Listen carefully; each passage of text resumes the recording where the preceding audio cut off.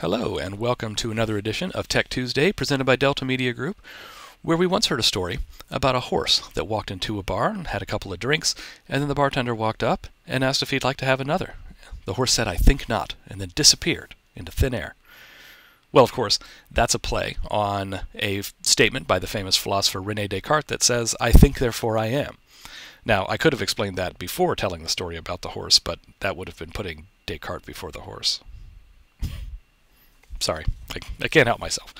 All right, so today we'll take a look at functionality in the DeltaNet that allows you not only to very quickly and easily see recent listing updates or updates over a time period that you define, but it allows you to configure the system to automatically notify you of those updates so that you don't even have to go in and look. So to get to it, we're going to go down here to Listings and then click on Market Update. Now, some other ways to get to this feature is I could have just clicked on Listings, and in this case, now this navigation is customizable per company, so you may or may not have a tile here that will lead you to that Market Update functionality.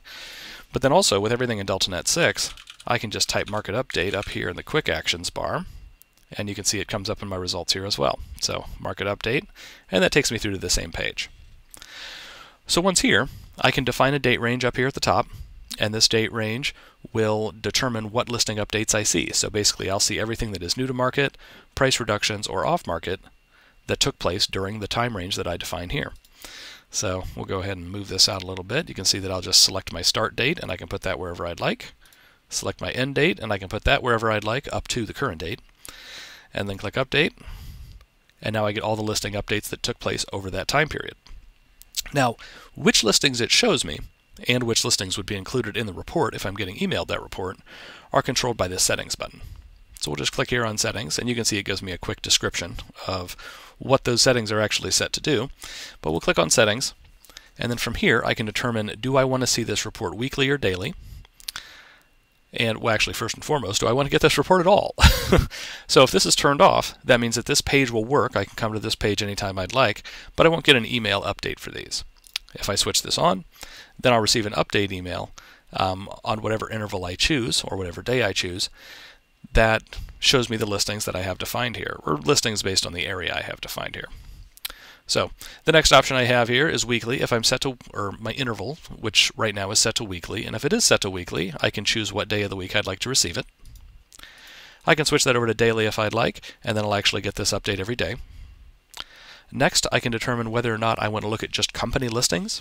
Now, if I don't have any zip codes defined, in order to narrow down the number of listings I see, because I would get a whole lot of updates if it didn't narrow it down at all, but if I don't have any zip codes defined, it'll show me only company listings by default. So, if I do continue to want to see only company listings in this report, even after I've specified some zip codes, then I can just check this box. Next, I can decide whether or not I want to see listings that have got dropped off the market. If I'm not interested in those, I can just uncheck that box. And then next, if I have any custom fields, so if my company has any custom fields attached to any of my listings, and this will be kind of a rarity here, but if there are any fields like that available, then I can choose to include those fields or not. Next, I can define what zip codes I want to see if I do want to narrow those down. So again, if I choose not to narrow them down, it'll just show me all company listings. However, if I narrow them down and uncheck this box, then I'll see updates on all the listings in any of the zip codes I specify. So to add zip codes here, I'll just type in a zip code and click Add. And I'll just punch a few in here so you get the general idea. You can see a theme going on. So that's how I can add zip codes in.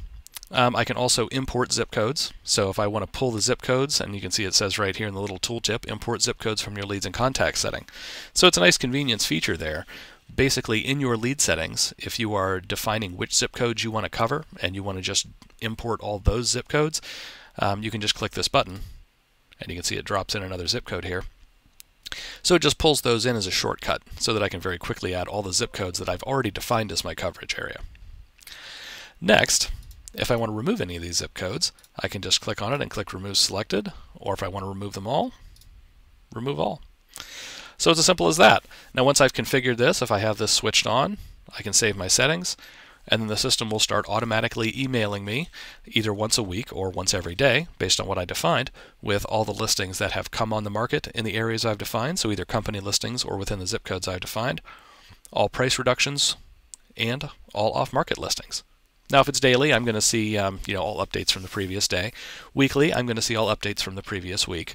But then, whenever I want, I can go back to this page, and I can just define whatever date range I'd like to see all those updates as well.